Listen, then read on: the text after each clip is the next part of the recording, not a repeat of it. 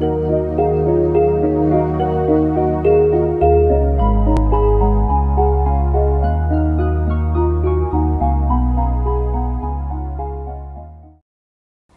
kasih masih tetap bersama Rasil TV dan Radio. Assalamualaikum Ustadz. Waalaikumsalam warahmatullahi wabarakatuh. Boleh tahu nggak buku riwayat kafilah-kafilah yang disebutkan di radio kita ini bisa dibeli di mana? Kafilah-kafilah, kisah-kisah. Kisah-kisah. Oh iya. Ya, jadi yang kita bedah ini sesungguhnya ya dalam Al-Quran. Makanya pada kesempatan hari ini kita bedah surat Yasin yang berkisah tentang Ashabul Qaryah. Kemudian bagaimana pendalamannya bisa kita gali dari kitab-kitab tafsir yang ada. Nah, dari situlah kita bisa mengambil, menggali hikmah yang begitu besar, yang inspiratif, yang bisa menjadi nasihat sepanjang hidup manusia. Yang tadi sudah kita bahas, ternyata memang ya begitulah gambaran manusia-manusia yang berjiwa tapi jiwanya berpotensi dua hal, yang baik dan yang buruk. Kalau yang jiwanya potensinya adalah yang baik, dia akan kedepankan fitrahnya, maka dia akan mendapatkan ilmu dan mendapatkan hidayah. Tapi kalau yang potensi kesucian jiwanya dia tutupi dengan kesombongan, maka dia hanya akan memunculkan sifat-sifat sombong angkuh, kemudian menolak kebenaran. Itu kan tadi contohnya begitu. Nah, jadi kisah-kisah dalam Al-Quran sesungguhnya jauh lebih menarik dan lebih inspiratif untuk kita gali yang pertama, sebelum kisah-kisah indah yang lain. Dan mendengar kisah itu memang selalu memberikan makna yang sangat-sangat dalam. Bukankah dongeng pun menjadi bagian dari perjalanan karakter kita yang kita simak sejak kita masih dalam belayan dan buayan? Baik, yang berikutnya itu tadi puisi siapa, keren banget, mau dong. Itu saya ambil dari internet, Asmawi, klik saja puisi Nabi Musa. Pasti nanti keluar, pilih saja di situ ya. Kemudian ini tanpa nama Ustadz. Suara Ustadz, gaya bicara Ustadz mantap. Saya acungi jempol seperti Kiai Haji Qasim Nur Seha. Juga Kiai Haji Abdul Hidayat Saroji yang sore itu cocok untuk pembinaan mental di masa perjuangan seperti Bung Tomo, dan itu adalah untuk masa kini. Subhanallah. Amin, amin. Nggak komentar? Ya, cukup. Cukup, baik. Pertanyaan berikutnya adalah, kalau memang dalam sebuah negeri selalu saja terjadi hal-hal yang merupakan konsekuensi logis karena tindakan yang tidak beradab dan menjadi keberuntungan karena karunia yang luar biasa, apa kabar negeri yang bernama Nusantara ini, Ustadz? Ya, Masya Allah, luar biasa. Dari kisah ini ada inspirasi yang bagus untuk kita. Dari kisah tadi. Di antaranya apa kira-kira? Coba, bagaimana keluasan para nabi itu dalam hal perasaan, dalam hati dan dalam pikiran. Juga bagaimana jiwa besar mereka dalam menghadapi setiap penolakan dan pengingkaran. Itu menjadi pelajaran bagi kita. Ya, sebenarnya tidak ada secara fitrah manusia itu yang ingin menolak kebenaran, yang ingin berbuat kezaliman sesungguhnya. Nah, yang penting, yang perlu kita semangati diri kita adalah bagaimana kiat dakwah para nabi itu untuk kita sampaikan.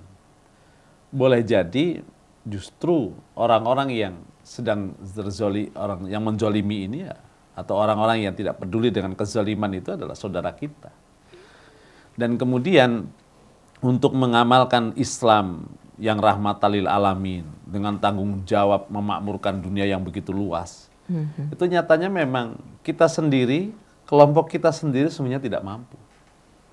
Mampunya kita merubah semuanya itu dengan kebersamaan. Gitu. Maka yang mesti kita sampaikan adalah tadi semangat dakwah para nabi. Ini loh kebenaran. Jika kita semua berkeinginan sama, ingin membangun, ingin memajukan, ingin mesejahterakan, ingin mengamankan, ingin berkeadilan, beradab gitu, maka kita rubah bersama dengan nilai kebenaran yang datangnya dari Allah. Nah, artinya, kalaupun kita sendiri itu tidak akan mampu. Gitu. Maka yang baik adalah, ayo, boleh jadi adalah sesama muslim, tapi hari ini dia sedang tidak peduli dengan sesamanya. Justru ayat inilah yang mesti kita sampaikan. Tawassaw bil haq, tawassaw bis sabr. Bisa jadi ada orang-orang yang sedang berkedudukan dalam barisan pemerintahan.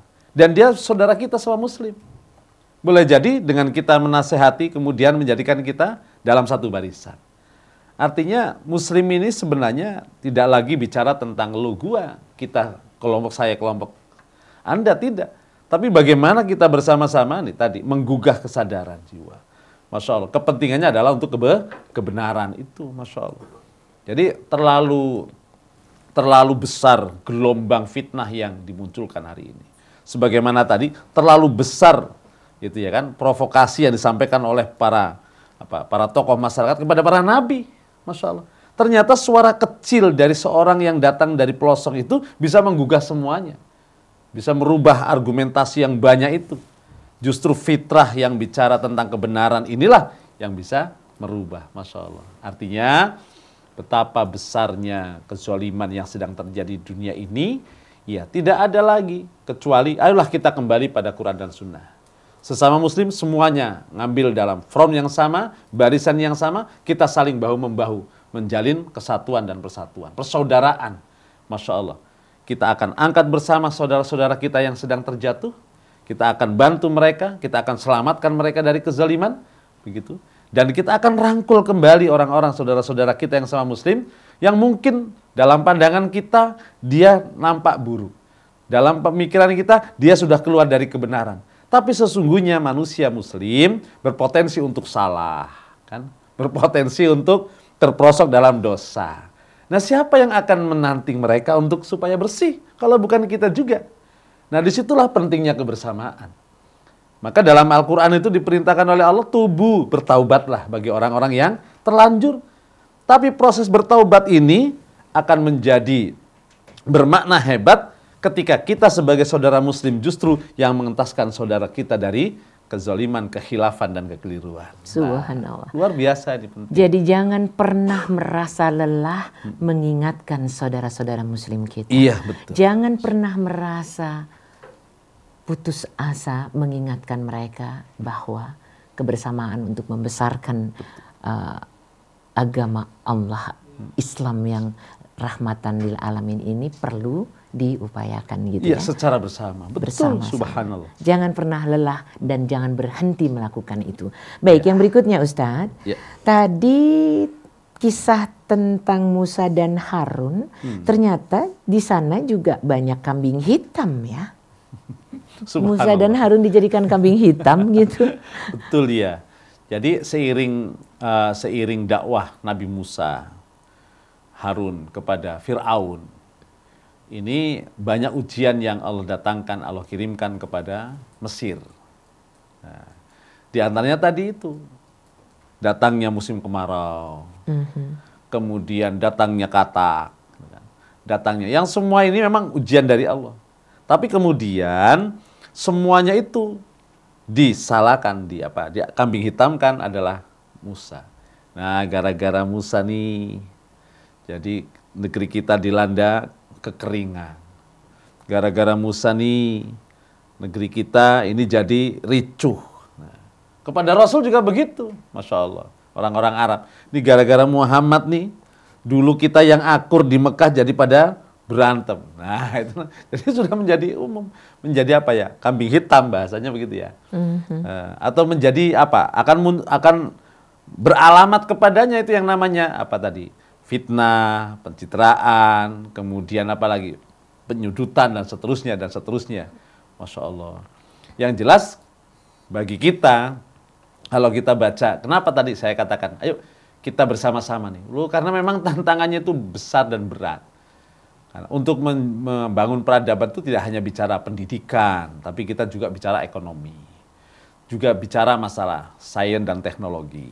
Bicara masalah dan prasarana. Kayaknya kalau kita dengan kelompok kita yang mungkin lebih kepada pembinaan akidah untuk menghadapi dunia yang begitu luas kan tidak mungkin. Ayo kita bersama. sebagai seorang muslim. Semuanya kita menggalang kesatuan, kebersamaan, menciptakan peradaban Islam yang rahmatan lil alamin. Memang harus begitu, kita bersama-sama. Begitu. Makanya kalau dalam ayat ya kita garis bawahi seperti contoh begini. A'udzubillahi minasyaitonirrajim. La tajidanna asaddan nas adawatan lil ladina amanu al-yahud wal ladina asyraku. Akan kalian dapati orang yang paling amat sangat mempunyai permusuhan dan kebencian kepada orang-orang beriman. Yaitu dua. Siapa? Al-Yahud dan orang-orang musyrik. Jadi kalau yang sangat benci kepada umat Islam itu disebutkan dalam Al-Quran dua. Maka selain mereka yang Yahud, yang musyrik, apalagi dia muslim, kita justru harus saling menguatkan. Kita satu front. Sebagai seorang muslim kita bela Islam. Sebagai seorang muslim kita jalankan kebenaran. Sebagai seorang muslim kita saling kuat menguatkan. Kayak gitu kira-kira untuk membangun Islam. Nah, seperti kalaupun kemudian tidak tercapai itu, minimal coba subhanallah. Justru tantangan-tantangan itu menjadi amal soleh bagi kita. Menjadi nilai ibadah bagi kita, perjuangan kita. Begitu. Wallahu a'lam. Baik. Yang berikutnya bisa jadi ini yang terakhir, Ustadz. Ya. Ternyata fitnah dan berita hoax itu sudah ada di zaman Nabi ya. Masya Allah. Iya. Masya Allah. Nah, kan namanya kebatilan itu akan terus berulang. Mungkin modusnya, mungkin casingnya yang berbeda kan gitu ya. Dan seterusnya. Sudah kan berulang-ulang begitu.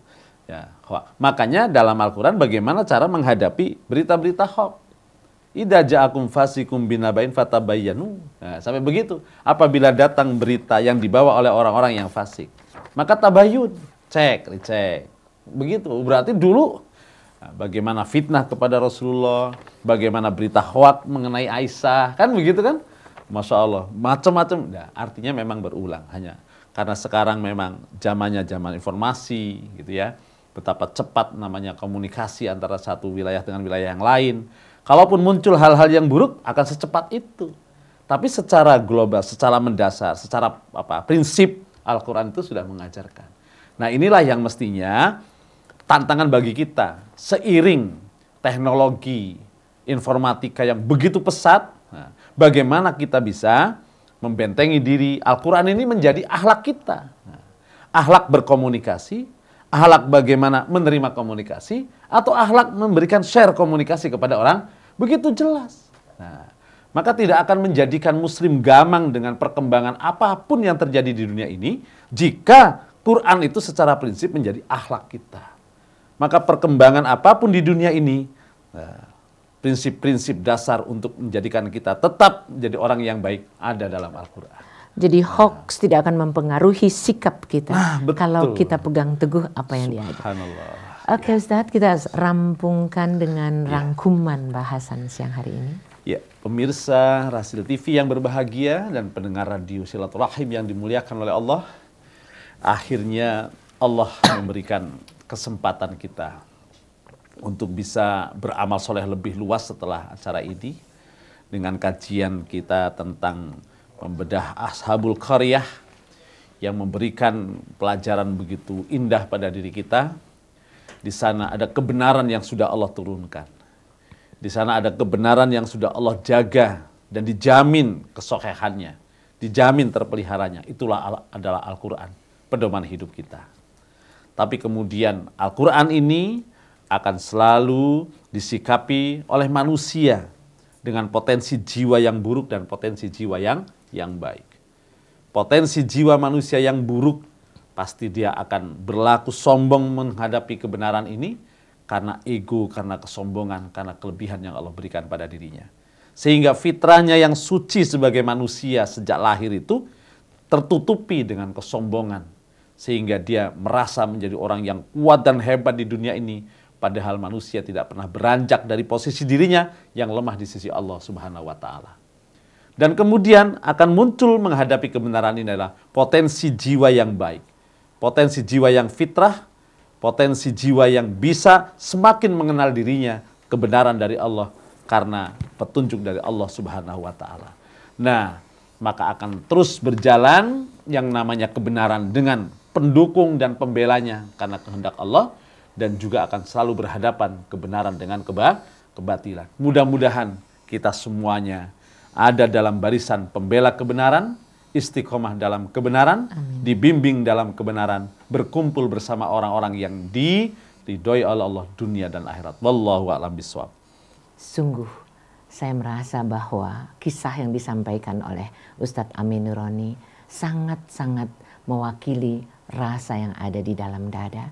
Sebagaimana yang tadi saya sampaikan, ada penggalan paling akhir dari puisi tentang terompah Nabi Musa. Waktu terus bergegas menuju kaki langit masa depan. Teruslah bersabar mengikuti jejak langkah pemimpin yang buta arah dan mata angin. Selamat siang menjelang sore, mudah-mudahan bermanfaat. Billahi taufiq wal hidayah. Assalamualaikum warahmatullahi wabarakatuh.